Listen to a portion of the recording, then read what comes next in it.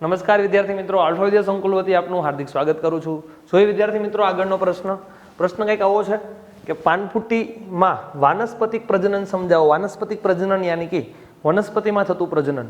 વનસ્પતિ લિંગી અને અલિંગી બે પ્રકારના પ્રજનન કરી શકે છે. લિંગી પ્રજનન પુષ્પ દ્વારા થાય છે, સ્ત્રીકેસર પુકેસર દ્વારા. અલિંગી પ્રજનનમાં પર્ણો પણ પ્રજનન કરી શકે, પ્રકાંડ પણ કરી શકે, મૂળ પણ કરી શકે. આ બધી જ ડિટેલ્સ આપણે ઓલરેડી ભણી ચૂક્યા છીએ. ઓકે, અત્યારે હવે ચર્ચા કરવાની છે વાનસ્પતિક પ્રજનનમાં પાનફૂટી. તો આ જે વનસ્પતિ અહીં તમે જોઈ શકો છો, આ કોની છે? તો કે પાનફૂટી નામની વનસ્પતિ છે. આ પાનફૂટીની અંદર શું થાય? તો કે જો આ રીતનું કંઈક પર્ણ હોય તો તમને ડ્રો કરીને સમજાવું. આ રીતનું કોઈ પર્ણ હોય. હવે આ પર્ણની જે કિનારીઓ હોય, આ બધી એની કિનારીઓ છે.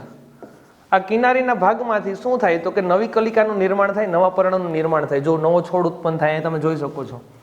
આ પર્ણની જે ખાંચ છે, કિનારીઓ છે, આમાંથી શું થાય છે? તો કે નવી વનસ્પતિ ઉત્પન્ન થાય છે. આ જ પર્ણનો કોઈ એક ભાગ નવો ઉત્પન્ન થાય. મોટું બધું પર્ણ હોય, નીચે પથરાઈ ગયેલું, એના કિનારીના ભાગમાંથી નવું પર્ણ આખું ઉત્પન્ન થાય. સમજો કે અહીં કિનારી છે, તો આ ભાગમાંથી શું થયું? તો કે એક નવું પર્ણ ઉત્પન્ન થયું. તો આ પ્રકારનું જે પ્રજનન છે એને શું કહેવાય?